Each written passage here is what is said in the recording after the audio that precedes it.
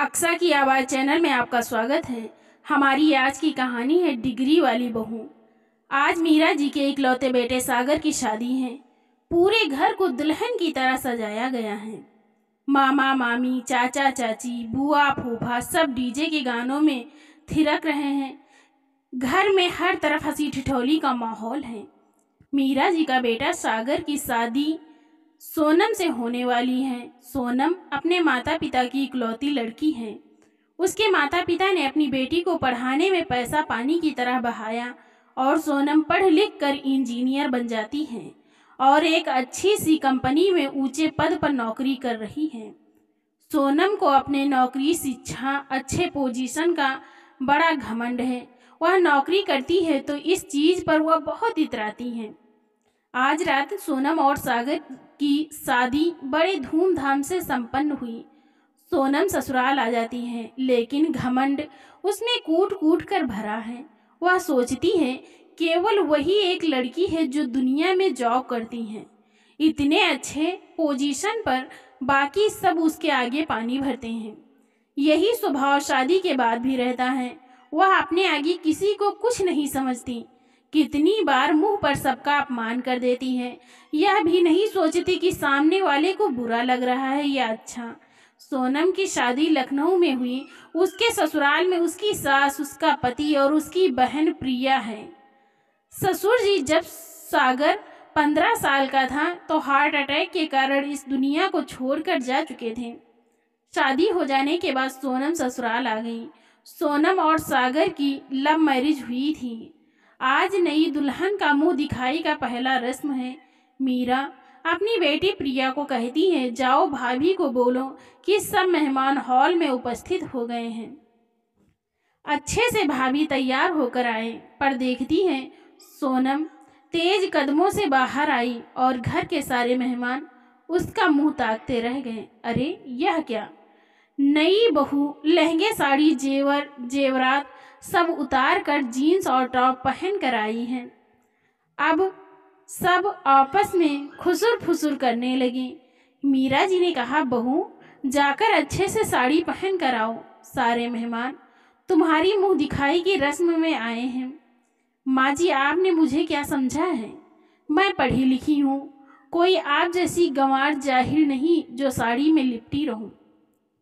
वैसे भी इतनी गर्मी है, यह 5 मीटर की साड़ी मुझसे नहीं लपेटी जाएगी। और सुना है आप किसी छोटे से गांव की हैं, तभी आपकी सोच गांव जैसी है। हम पढ़े लिखे लोग जींस टॉप और सूट्स पहनते हैं। सोनम ससुराल में कदम रखते ही सास को ताना करना शुरू कर दिया। सोनम अपने आगे अपनी सास को कुछ नहीं समझती थी। जब देखो तब अपनी नौकरी का धौंस दिखाती है। उसे बहुत घमंड है कि वह पढ़ी लिखी मॉडर्न ख्यालात की लड़की है। मीरा जी मेहमानों के सामने बात बनाती हुई बोली, सच में गर्मी बहुत है, इसलिए उसने कपड़े बदल लिए। चलो फिर ऐसे ही रस्म अदा कर लेते हैं। दूसरे दिन सोनम की पहली रसोई की रस्म होती है। सुबह सुबह प्रिया सोनम के कमरे में जाकर कहती है, भाभी माँ ने आपको किचन में बुलाया है, आपकी रसोई की पहली रस्म है। भाभी, रस्म के बाद आप मेरे लिए गर्मा गर्म पकौड़े चाय बना देना और मेरी सहेलियों के लिए भी। मुझे अपनी भाभी के हाथों का खाना खाने का बहुत मन है। ननद जी जिसे चाय पकौड़े खाने हैं, अपने हाथ पर खुद ही चलाएं और खाएं। मैं तुम्हारे घर में शादी करके आई हूँ, कोई नौकरानी बनकर नहीं, समझी? इसलिए ऑर्डर किसी और को दे देना। यह मत सोचना भाभी आई तो घर में रेस्टोरेंट खुल गया है, फरमाइश पर फरमाइश करती रहोगी। मैं किचन में जाकर फॉर्मेलिटी के तौर पर रस्म अदा कर देती हूँ। वैसे भी ननद रानी, मैं तुमसे ज़्यादा पढ़ी लिखी हूँ। मैंने इंजीनियरिंग की है और तुमसे मुश्किल से ग्रेजुएशन, वह भी पता नहीं ठीक से पढ़ी हो या यूँ ही झूठी डिग्री लेकर बैठ गई हूँ। मैंने तुम्हारी तरह नकली डिग्री नहीं लिया, जॉब करती हूँ। वैसे भी तुम्हें कोई जॉब तो देने वाला नहीं। गलती से कोई छोटी मोटी नौकरी मिल भी गई तो 2-4 हज़ार कमा लूँगी। इतने पैसे से क्या लोगी? आखिर घर तो मेरे और सागर के पैसों से चलेंगे। बड़ी आई खाने का ऑर्डर देने वाली। प्रिया को भाभी सोनम की बातें तीर की समान चुभती हैं। उसकी आंखों में आंसू आ जाते हैं, पर घर के माहौल को वह खराब नहीं करना चाहती, इसलिए वह चुपचाप अपने कमरे में चली जाती हैं। इधर सोनम रसोई की रस्म अदा करने के लिए किचन में पहुंची। बस उसने खीर को कड़छी से चलाकर चीनी और मेवे वगैरह ही डाला था। बाकी का सारा काम तो मीरा जी ने कर लिया था। रसोई की रस्म पूरी करने के बाद वह मेहमानों को खीर पकड़ाने गई तो सारे रिश्तेदारों के सामने गला फाड़ फाड़ कर कहने लगी, माँ जी, मैं आज के ज़माने की मॉडर्न लड़की हूँ। कोई अंगूठा छाप नहीं कि चुपचाप किचन में पसीने बहाऊं। नौकरी करती हूँ, पैसे कमाती हूँ आपके बेटे से ज़्यादा, इसलिए आप मुझसे उम्मीद मत लगाना कि मैं एक चम्मच भी इधर से उधर हिलाऊंगी। खाना बनाना तो दूर की बात है, सिर्फ खाना क्या कोई भी काम की आप मुझसे उम्मीद मत लगाना, नहीं तो मुंह की खाएंगी। अरे मुझसे तो मेरी माँ ने भी कभी काम नहीं करवाया, फिर आप कौन होती हैं मुझसे ये सब कहने वाली। अगर काम वाली ही चाहिए थी तो नौकरानी ले आते, बहू की क्या ज़रूरत थी। मीरा जी इशारे से बहू को चुप कराती हैं कि वो लोग क्या सोचेंगे, कैसे बहू ब्याह कर इस घर में लाई है, हमारी तो नाक कट जाएगी, पूरी जात बिरादरी में बहुत बदनामी होगी। पर बहू है कि चुप रहने का नाम ही नहीं ले रही थी, सिर्फ तमाशा पर तमाशा किए जा रही थी।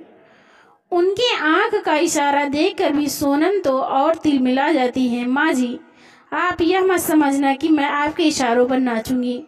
मैं मॉडर्न सोच वाली लड़की हूँ, इसलिए अपनी उंगलियों पर मुझे नचाने की कोशिश मत करना।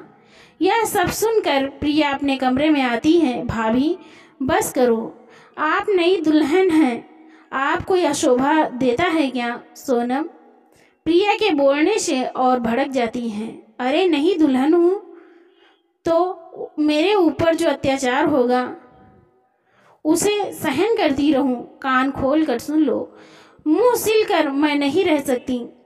तुम्हारी जबान कैंची की तरह चलती रहे और मैं सुनती रहूं। अरे क्या मैं कोई बेवकूफ़ हूँ जो यह सब बर्दाश्त करूँगी। चुपचाप सुनो, पढ़ी लिखी लड़की हूँ। माँ जी आपकी तरह अनपढ़ नहीं। और वहाँ बैठे सारे मेहमान सोनम का मुंह ताकते रह गए। यह नई बहू कैसी बातें कर रही हैं। मीरा जी ने कुछ बोला भी नहीं और यह तो सबके सामने उनको फटकारे जा रही हैं। मीरा जी के दिल को बहुत धक्का लगा। बहू की बातें बड़ी अजीब लगी, फिर भी मीरा जी बहू की बातों को बदलते हुए कहती हैं, चलो बहू ने सबको इतने प्यार से खीर परोसा है, जरा सब लोग खाकर तो बताओ कैसा बना है। आखिरकार आज मेरी बहू ने सबके लिए खीर बनाया है। तो सभी अपना मुंह मीठा कर बहू को ढेरों आशीर्वाद देने लगे। बड़ी मामी ने बहू को चांदी की अंगूठी दी तो सोनम मुंह पिचकाते हुए बोली, मामी जी हमारे यहाँ परिवार की बहुएं तो सिर्फ गोल्ड और डायमंड पहनती हैं, चांदी की अंगूठी नहीं। बुआ जी ने 1000 नोट दिए। वह कहने लगी, आपने 1000 रुपये में ही पल्ला झाड़ लिए। हमारे यहाँ नौकरों को भी 1000 रुपये नहीं दिया जाता। पर कोई बात नहीं बुआ जी, मेरे पापा ने आप सबके लिए लिफाफे दिए हैं, मैं अभी लाती हूँ। यह लीजिए बुआ जी पूरे 10,000 रुपये। मामी जी आपके लिए भी, ताई जी आपके लिए भी। आखिर हमारा बहुत रुतबा जो है, कोई छोटे मोटे जॉब तो हमारे यहाँ कोई नहीं करता, सब बड़े बड़े कंपनी में जॉब करते हैं। यह लीजिए मामी जी। मीरा जी कहती हैं, बहू तुम सिर्फ शगुन के लिफाफे ही पकड़ा रही हो, पैर छूकर मामी बुआ और बड़े बुजुर्गों का आशीर्वाद तो ले लो। पैर छूने की बात सुनकर सोनम सभी के सामने मीरा जी पर भड़कते हुए कहती हैं, आपने मुझे कोई ऐरा गैरा समझा है कि मैं इतने लोगों के पैर छूकर, वह भी झुक झुक कर, मेरी तो कमर ही टूट जाएगी। वैसे भी शादी के थकान से पूरे बदन में दर्द हो रहा है। मैं पुराने जमाने वाली सीधी बहू नहीं हूँ जो गाँव की तरह आप सब की बात मान लूँ, ना ही आपकी तरह अनपढ़ हूँ। माँ जी, मैंने इंजीनियरिंग की पढ़ाई की है। मेरे पैकेज तो आपको पता ही होगा, इसलिए मुझसे उम्मीद मत करना कि मैं आपके रिश्तेदारों के पांव दबाऊंगी या पैर छूऊं। मुझसे यह सब नहीं होगा। बार बार सोनम अपनी सास का मेहमानों के सामने अपमान कर देती हैं और वहाँ बैठे सारे रिश्तेदार एक दूसरे को तिरछी नज़र से देख रहे हैं और कानाफूसी करने लगे। बड़ी तेज तर्रार है बहू, पता नहीं आगे क्या दिन दिखाएगी। अभी यह हाल है बेचारी मीरा, उसकी तो किस्मत ही खराब है जो इसे ऐसी झल्ली बहू मिली। यह तो शादी की रस्मों का ही बैंड बजा रही है, सब उल्टा पुल्टा कर रही है। जब देखो तब भारी भरी महफिल में अपनी सास का अपमान कर रही है। कोई बात नहीं सुनती ही नहीं है। न जाने क्या हो गया आजकल की बहू बेटियों का। एक हमारे दिन थे, मुंह में एक जबान ही नहीं निकलता था, और आज के बहुएं घर में कदम रखते ही तूफान मचा देती हैं। हम लोग अपने ज़माने में सुबह सुबह 5 बजे भोर में ही उठ जाते थे और दिन भर एक पैर से खड़े होकर काम करते थे, वह भी हंसते हुए। और आजकल की बेटियां नौकरी क्या करती हैं, उन्हें बहुत घमंड हो जाता है। अब तो भगवान ही भला करे मीरा का। सोनम फिर से गुस्से में बोली, माँ जी, आप पुराने ज़माने की हैं तो दकियानूसी विचारों को मानेंगी। बड़ी मामी जी बीच में उठकर कहती हैं, बहू, पढ़ाई लिखाई तो हमने भी किया है, लेकिन ससुराल की रीत रिवाजों रस्मों को मानते हैं, तो आज के ज़माने के बच्चे रस्मों को क्यों नहीं मानते। बहू सोनम तो अपनी मामी सास से भी जबान लड़ाने लगी। मामी जी, आप तो बाहर की हैं, इसलिए आप बीच में ना पड़े तो अच्छा है। इस पर मीरा जी कहती हैं, बहू, बड़ों से तमीज़ से बातें करो, कुछ तो शर्म लिहाज है कि नहीं। अब आप मुझे समझाएं कि मुझे क्या करना है और क्या नहीं। अब आप मुझे तमीज़ सिखाएंगी। मेरे भी इतने बुरे दिन नहीं आ गए कि मैं अनपढ़ गवार की भी लेक्चर देने लगे। इतना कहकर सोनम अपने कमरे में चली गई। मीरा जी बहू के रूखे व्यवहार से बहुत दुखी थी। उन्होंने रात को सारी बातें अपने बेटे सागर को बताया। बेटा बोला, माँ, जब वह रस्म नहीं करना चाहती तो ना ही सही, इतना जोर जबरदस्ती करने से क्या फ़ायदा। अभी वह इस घर में नई है, कुछ तो समय दो एडजस्ट होने में। फिर भी मैं उसको समझाऊंगा कि इस घर की बहू है, थोड़े रस्म रिवाज निभाने पड़ेंगे। रात को सागर कमरे में जाता है और कहता है, सोनम, तुमने बड़े बुजुर्गों का पैर छूकर आशीर्वाद नहीं लिया। अरे, अब तुम भी शुरू हो गए। मैं 50 लेडीज का पैर ही छूती रहूंगी क्या? तुम्हारी माँ ने मोहल्ले भर को जमा कर रखा है। सोनम, एक ही रस्म है, कर लो, उसके बाद कोई रस्म नहीं करना होगा। और हाँ, माँ को बार बार अनपढ़ मत बोलना, वह भी पढ़ी लिखी हैं।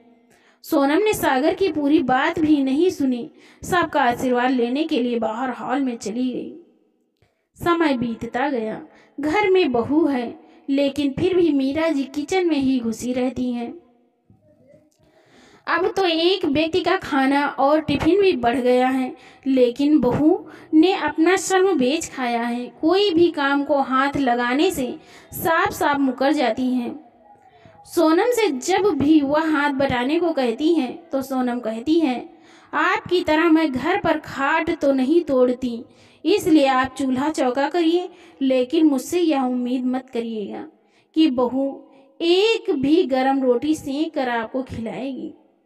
शादी के 4 महीने बाद एक दिन सोनम अपने ऑफिस से मीरा जी को फोन करती हैं, माँ जी, मैं अपने फाइल घर पर ही भूल गई हूँ, प्रिया से बोलो कि फाइल मेरे ऑफिस में पहुँचा दे। बहुत ज़रूरी मीटिंग है जो 1 घंटे में शुरू होने वाली है, बहुत इम्पोर्टेंट है। वह फाइल मेरे कमरे में बेड के ऊपर रखा होगा। मीरा जी उसके कमरे में जाती हैं, फाइलों को ढूंढती हैं। उन्हें समझ नहीं आता बहू को कौन सा फाइल चाहिए। क्योंकि वहाँ ढेर सारी फाइलें रखी थीं। वह वीडियो कॉल करती हैं, बहू तुमने कौन सा फाइल बोला है भेजने के लिए? ओह माँ जी, मैं भी बड़ी बेवकूफ़ हूँ। मैं यह कैसे भूल गई, आपको पढ़ना लिखना भी नहीं आता होगा।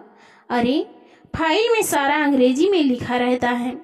आप ठहरी अनपढ़ गंवार, तो बड़ी मुश्किल से हिंदी पढ़ पाती होंगी।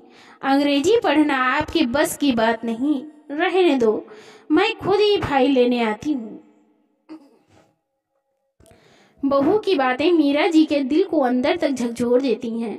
आज उनका दिल कह रहा था कि वह अपने बहू से बोल दें कि वह अनपढ़ गंवार नहीं है, पढ़ी लिखी है, लेकिन तब तक बहू फोन काट देती हैं। आज फिर से मीरा जी अपनी बहू को पूरी सच्चाई बताते बताते रुक गए। ऐसे ही दिन बीतते जा रहे थे। सोनम अपनी मनमानी करती और सबको सहना पड़ता। एक दिन उसके मामा के लड़के पवन का फोन आया कि वह विदेश से इंडिया आया हुआ है, तुम्हारी शादी में नहीं आ पाया, इसलिए अब मिलना चाहता है। यह खबर सुनते ही सोनम खुश हो गई, क्योंकि वह भी अपने ममेरे भाई से मिलना चाहती थी। दोनों का बचपन साथ में बीता था। पवन भी बहुत पढ़ा लिखा है, विदेश में रहता है, उसकी अपनी खुद की कंपनी है, बहुत बड़ा बिजनेसमैन है, हाई फाई सोसाइटी में उसका उठना बैठना है। ठीक है पवन भाई, हम आपसे मिलने एक अच्छे से रेस्टोरेंट में आ जाते हैं। प्रिया ने फ़ोन कर कहा शाम को 5 बजे मिलते हैं। वैसे भी आज मेरी ऑफिस की छुट्टी है। पवन ऑफिस गए और उनके ऑफिस से आते ही मैं आपसे मिलने आ जाऊंगी। यह खबर सुनकर मीरा जी सोनम से कहती हैं, बहू उसे घर पर ही बुला लो, क्यों बाहर मिल रही हो, मैं खाना बना दूंगी। माँ जी, मेरा भाई इतना पढ़ा लिखा है कि मुझे आप जैसे लोगों से मिलवाने में शर्म आती है। मेरी हिम्मत मारी गई थी जो सागर के प्यार के चक्कर में मैंने यहाँ पर शादी कर ली। यह कहकर वह अपनी ममेरे भाई से मिलने के लिए तैयार होने कमरे में चली गई और थोड़ी देर में घर से बाहर निकल गई। लेकिन उसका भाई पवन 2 घंटे पहले ही उसे सरप्राइज देने के लिए उसके ससुराल पहुंच गया था। लेकिन सोनम भी उससे मिलने के लिए बहुत जल्दी ही समय से पहले ही निकल गई थी, क्योंकि उसे रास्ते में अपने भाई के लिए बुके जो खरीदना था। घर पहुंचकर पवन ने दरवाजे की डोरबेल बजाई। डोरबेल की आवाज़ सुनकर प्रिया दरवाज़ा खोलने आई थी कि आप प्रिया की मासूमियत भरे चेहरे को पवन देखता ही रह गया। प्रिया ने दोबारा पूछा, जी आप कौन हैं? उसके तेज आवाज़ से पवन हक्का बक्का रह गया। जी मैं सोनम का ममेरा भाई पवन हूँ, दुबई में रहता हूँ, कुछ ज़रूरी काम से इंडिया आया था तो सोचा सोनम से मिल लेता हूँ। और आप? मैं सोनम भाभी की नंद हूँ। जी अंदर आइए। सोनम कहाँ है? उसने मुझे बाहर किसी रेस्टोरेंट मिलने को बोला था शाम 5 बजे, लेकिन मैं उसे सरप्राइज देने के लिए 3 बजे ही आ गया। जी भाभी अभी बाहर गई हैं, मैं उन्हें अभी कॉल कर देती हूँ, वह वापस आ जाएंगी। कौन है बिटिया तू, किससे बातें कर रही है? किचन से मीरा जी बाहर आते हुए पूछा तो प्रिया बोली, माँ यह भाभी के भाई हैं। अच्छा पवन बेटा। पवन मीरा जी को आश्चर्य से देखता ही रह गया। बेटा तू आ गया, थोड़ी देर बैठो, तेरे लिए कुछ चाय नाश्ता बना कर लाती हूँ। पवन मीरा जी को देखकर खुशी से पागल हो गया। मैम, मैं आपको कब से ढूंढ रहा था और आप मुझे मिली यहाँ। यह आपका घर है? पवन मीरा जी के पैर छूने लगा। मैम जी यह आपका घर है, मैंने आपको कहाँ कहाँ नहीं ढूंढा, मैंने तुझे पहचाना नहीं। मीरा जी ने कहा, तुम कौन हो? मेरा नाम पवन कुमार है, आप दिल्ली यूनिवर्सिटी की लेक्चरर रह चुकी हैं, मैं वहाँ की प्रोफेसर रह चुकी हूँ और आपका स्टूडेंट पवन हूँ। मीरा जी अपने दिमाग पर जोर देने लगी तो इन्हें यह नाम कुछ जाना पहचाना सा लगा। आपको याद है उस समय मेरे पास कॉलेज के फीस भरने के लिए पैसे नहीं थे, मेरे चाचा ने तो बिजनेस में घोटाला करके सारे पैसे लेकर रफू चक्कर हो गए थे और मेरे पिताजी सड़कों पर आ गए। हमारे दिन बड़ी मुश्किल से कट रहे थे। अगर आप सही समय पर मेरी मदद ना करती, मुझे महंगे महंगे किताबों के लिए पैसे ना देती, फ्री में एक्स्ट्रा क्लासेस ना दिए होते, तो आज मैं सड़कों पर मारा मारा दर दर की भटकता फिरता। पढ़ने में बहुत होशियार स्टूडेंट था। अगर आपने सही समय पर मेरी फीस नहीं भरी होती तो मुझे कॉलेज से निकाल दिया जाता और फाइनल की परीक्षा में बैठने न दिया जाता। जो कुछ भी हूँ मैम, आपके बदौलत ही, आपकी शिक्षा की वजह से ही मैं कहाँ से कहाँ पहुँच गया। आज इतनी बड़ी कंपनी का मालिक ना बना होता अगर आपने मेरा साथ ना दिया होता। जब मेरी पहली जॉब लगी तो मैं आपका धन्यवाद करने के लिए मिठाई लेकर कॉलेज पहुंचा तो पता चला आपने उसी साल कॉलेज छोड़ दिया है। कॉलेज के मैनेजर से आपके घर का पता लेकर उस एड्रेस पर पहुंचा तो मकान मालिक ने बताया कि आपने दिल्ली शहर ही छोड़ दिया और वहां के लोगों को पता भी नहीं था कि आप कहाँ रहती हैं। उसी समय सोनम वापस घर आ चुकी थी और दरवाजे पर खड़ी उनकी बहू सोनम ने सब बातें सुन ली थी। वह देख रही थी उसका ममेरा भाई उनकी सास के कदमों पर बैठा हुआ उनके चरण स्पर्श कर रहा है, उनके हाथ पैर जोड़ रहा है, उनका शुक्रिया अदा कर रहा है, उन्हें मैडम जी बोल रहा है। मतलब मेरी सास दिल्ली यूनिवर्सिटी की प्रोफेसर रह चुकी हैं। यह बातें मुझे पता भी नहीं है। नहीं, यह नहीं हो सकता, सोनम कहती हैं। यह क्या कह रहे हो पवन? तुम तो सिर्फ पढ़े लिखे लोगों के साथ उठते बैठते हो। तुम्हें कोई गलतफहमी हुई है। यह कोई मैथ्स की प्रोफेसर नहीं है। यह तो चूल्हा चौका करती हैं, घर गृहस्थी के काम करना ही इन्हें आता है। यह तो अनपढ़ है। नहीं सोनम, तुम कैसी बातें कर रही हो? तुम्हारी सास प्रोफेसर रह चुकी हैं। इनके कॉलेज छोड़ने के बाद मैंने मैम को कहाँ कहाँ नहीं ढूंढा, पर कहीं नहीं पता चला। आज अगर तुम्हें सरप्राइज देने यहाँ नहीं आता तो मैं मैम से कभी नहीं मिल पाता। आज तेरा भाई जो कुछ भी है इन्हीं की बदौलत है। यह सब सुनकर सोनम की दिल की धड़कनें बढ़ती जा रही थी। अब सोनम यह जानना चाहती थी, क्या सच में मेरी सासू माँ दिल्ली यूनिवर्सिटी के प्रोफेसर पद पर रह चुकी हैं? वह उनके कमरे में गई, अलमारी खोलकर उनकी डिग्रियां तलाशने लगी। अलमारी खोलती ही उसकी आंखें चौंधिया गई। उनकी डिग्रियां, ओहदा देखकर उसकी तो बोलती बंद हो गई। बहुत सारे सीट्स, सर्टिफिकेट वगैरह पुरस्कार जो उन्होंने अपने समय में प्राप्त किए थे, सब अच्छे से संभाल कर रखे थे।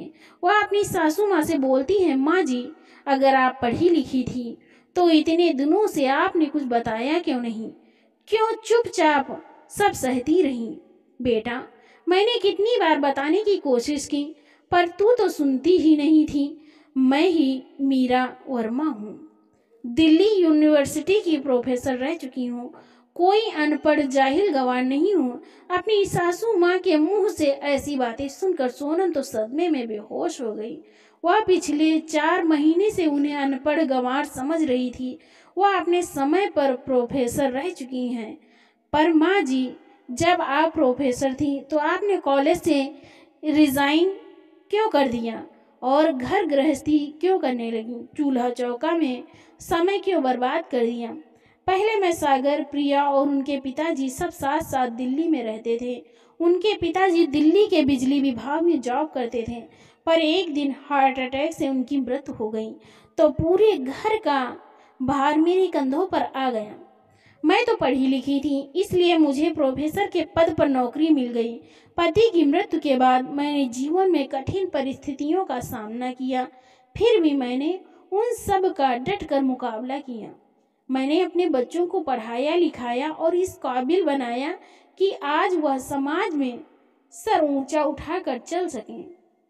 सुबह उठकर टिफिन बनाती, बच्चों को स्कूल भेजती और फिर वापस आकर काम में जुट जाती थी। ऐसे ही दिन हमारे कट रहे थे। सागर MBA की पढ़ाई कर रहा था, फिर कुछ दिनों बाद पता चला कि मेरे ससुर जी की तबीयत खराब है। तब तो मुझे नौकरी बीच में छोड़नी पड़ी, क्योंकि मेरे ससुर जी लखनऊ में रहा करते थे। जब तक मेरे जेठ जेठानी उनके साथ थे तब तक उनकी देखभाल वही करते थे, तो मुझे इसकी परेशानी नहीं होती थी। लेकिन एक दिन सड़क हादसे में मेरे जेठ जेठानी की मृत्यु हो गई। उनकी मृत्यु के बाद ससुर जी अकेले ही रह गए और धीरे धीरे बीमार रहने लगे, और वह लखनऊ शहर छोड़कर कहीं जाना नहीं चाहते थे। उनकी तबीयत का ध्यान रखना सब मेरे कंधों पर आ गया था, इसलिए मैंने नौकरी छोड़ना ही उचित समझा। क्योंकि मेरे पति की पेंशन तो आती थी, मेरे ससुर को लकवा मार गया था, वह एक ही जगह के हो गए थे। पहले तो मैं अच्छे से सारे काम धाम बच्चों को संभालते हुए करती थी और ड्यूटी से आने के बाद भी काम करती थी। लेकिन जब से ससुर जी बीमार हो गए तो मुझे काम करने में बहुत परेशानी होने लगी, इसलिए मैंने नौकरी से रिजाइन कर दिया और घर पर ही रहकर थोड़े बहुत ट्यूशन दिया करती थी, ताकि उनकी सेवा मैं अच्छे से कर सकूं और साथ ही बच्चों पर भी ध्यान दे सकूं। मेरे ससुर को मुझसे कोई शिकायत नहीं थी, वह मेरी सेवा से बहुत प्रसन्न थे। कुछ समय बाद उनकी बीमारी से उनकी तबीयत और खराब होती गई और वह दुनिया को छोड़कर हमेशा के लिए चले गए। तब तक सागर की MBA की पढ़ाई पूरी हो चुकी थी और उसे अच्छी नौकरी मिल गई थी। फिर उसने कहा, माँ, मैंने अपने लिए एक लड़की देख रखी है, उसे पसंद करता हूँ और उससे शादी करना चाहता हूँ। मैंने बेटी की पसंद को मतलब सोनम को अपनी स्वीकृति दे दी और मेरी बेटी प्रिया भी ग्रेजुएशन करके PhD की तैयारी कर रही है।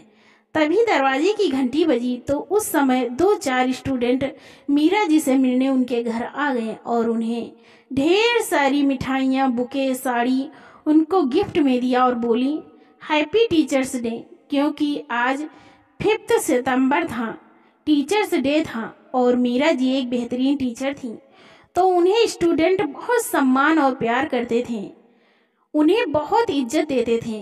एक स्टूडेंट बोला, मैम, मैंने आपकी वजह से ही गोल्ड मेडल पाया था, यह देखिए। मेरी गोल्ड मेडल उनके साथ उनके सारे स्टूडेंट फोटोज लेते हैं। यह सब देखकर तो सोनम का सर चकरा गया, उसका मुंह खुला का खुला रह गया।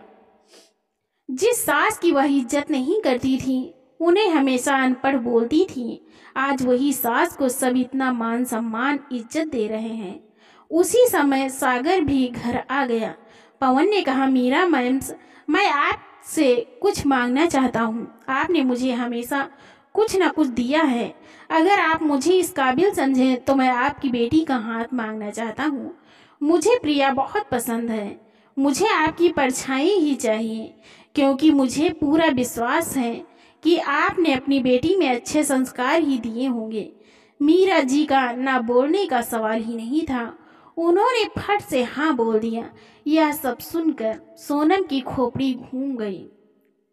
उसकी ननद को इतना ऊंचा घर बार जो मिल गया था, सोनम की आंखों में पश्चाताप के आंसू थे। वह अपनी सासू माँ से माफी मांगने लगती है। मीरा जी उसके आंसुओं को पोंछती हुए कहती हैं, बहू, कभी किसी को कम नहीं आंकना चाहिए, चाहे वह नौकरी करे या ना करे, सबके अंदर अपनी अपनी काबिलियत होती है। सोनम ने डिसाइड कर लिया था कि वह अपनी सासू माँ को अपनी नौकरी डिग्री का घमंड नहीं दिखाएगी और घर के कामों में उनकी मदद करेगी। मीरा जी अपनी बहू की आंखों के आंसू को पोंछते हुए कहती हैं, बहू, जो तुमने गलती की है वह तुम्हारी नादानी थी, अब तुम इसे भूल जाओ और आज के बाद कभी भी किसी को कम नहीं आंकना। जाओ, मेरे सब स्टूडेंट का मुंह मीठा कराओ, क्योंकि तुम्हारी ननद की शादी पक्की हो गई है। चाय और पकौड़े भी बना कर लाओ, यही तुम्हारी गलती की सजा है।